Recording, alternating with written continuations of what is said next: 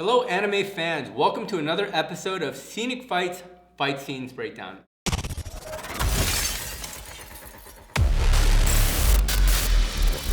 I'm Logan Lo. I'm Vázquez. Biggest weeb I know. Today's Scenic Fights is breaking down the knife fight scene between arch rivals the Enforcer, Shinya Kogami, and the criminally asymptomatic Shogo Makishima. Our fight scene today comes from a very awesome 2012 anime, Psycho-Pass. So without wasting so much time, let's get right into it. That was my line, Chad. Oh. Kogami versus Makishima. Makishima comes in, knocks out that gun. No gun for you. So just putting pressure on him. Okay. Yep. Kogami, knife out. Makishima, knife out. Dueling. It's on. Big lunging attack by Kogami. Denied. So Kogami's character uses what appears to be a buck 110. Guys, this knife feels good in the hand. It's nice, it's heavy, it has weight. The brass comes in handy because, again, if you're hunting and you're skinning things, you have blood. Brass, by nature, antibacterial. You'll note that there's brass even in the lining of it. What's the negative of this? Deployment. We don't see how Kogami deployed the weapon. I'm gonna deploy this weapon as quickly as I can from my back pocket. That took a couple of seconds. If one hand is occupied against an assailant, I cannot use this deployed. I can attack with it, but not to its maximum ability. Once I free my arm, I can do my deployment, my full deployment, and then attack. Let's talk about Kogami though. This is a hunter's knife. What is Kogami doing? He's hunting Makishima. So this weapon, symbolically, poetically, it makes sense for Kogami to use this buck 110 hunter's knife. It's not the best defensive or really offensive weapon because of the time it takes to deploy and the fact it needs two hands to deploy.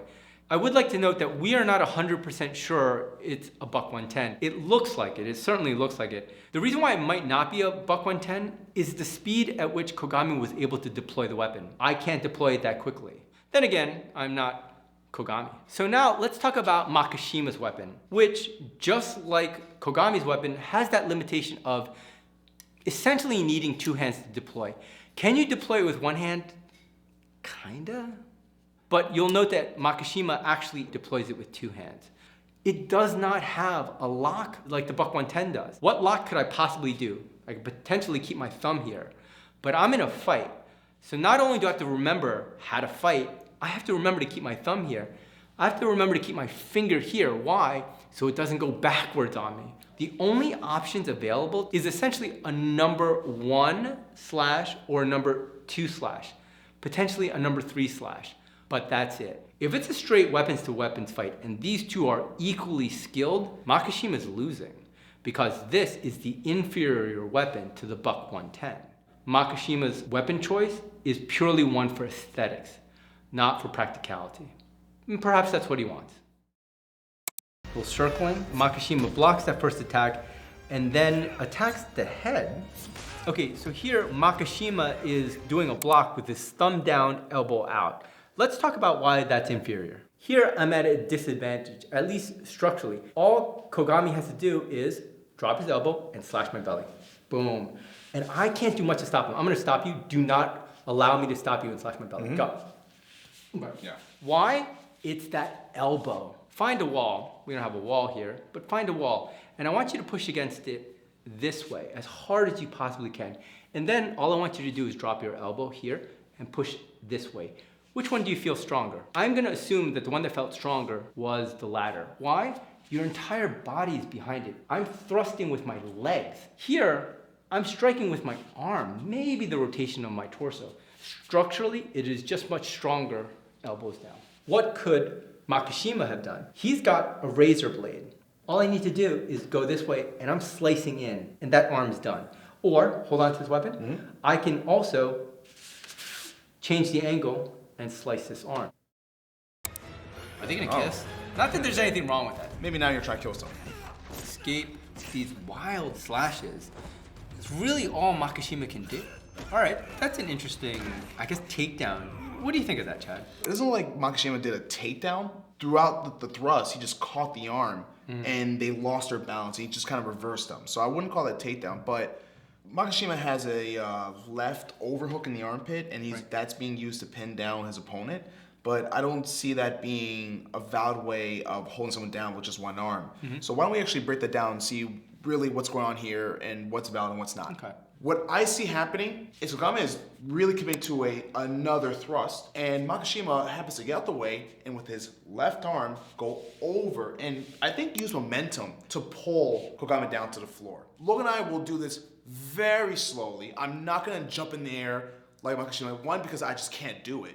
But I also don't want anyone to get hurt here. We do have a .2 weapon there. Are you really trying though, Chad? Are you really pushing the boundaries? You know what? If you can get us to 1 million subscriptions, we will do cars hitting people and flying all you want. Here we go.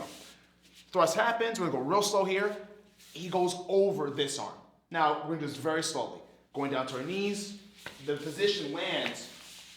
Fell to the floor like so. Makishima is using his body weight to pin down Kogami's shoulder. Now, I don't think this is valid. Do you see he has a free arm there? Logan base his hand and start turning away from me and start coming to his hip here.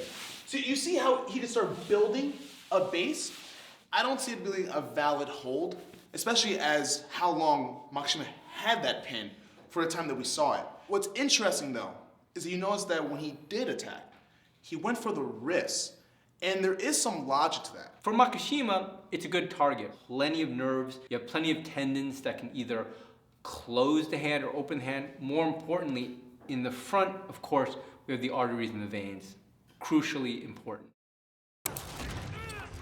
Kogami slashes Makishima. It looks like, what would you say that? The pec, the armpit? I might say left nipple. No. Thank you, Chad.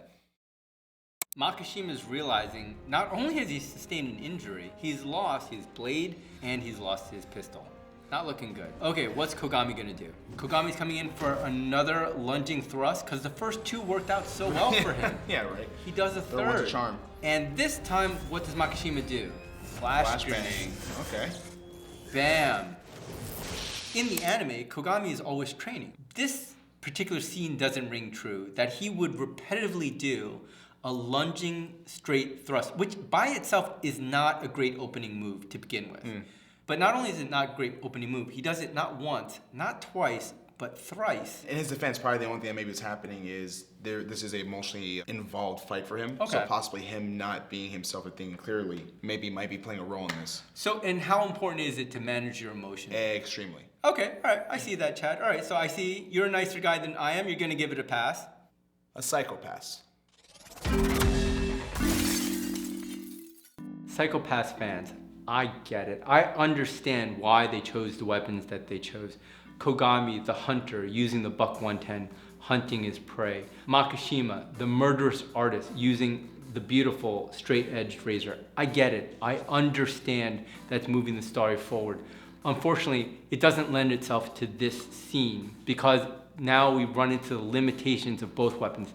Specifically, we run into the limitation of Makishima's weapon. And the other thing that I have to say that bothers me a bit about this scene is missed opportunities. Here, we know Kogami can fight. We've seen it in other parts of the anime, but he chooses not once, not twice, but thrice to come in with that big lunging, telegraphing attack. Any seasoned fighter is gonna read it after the second one. Oh, you just launched 2 lunging straight number 5 attacks?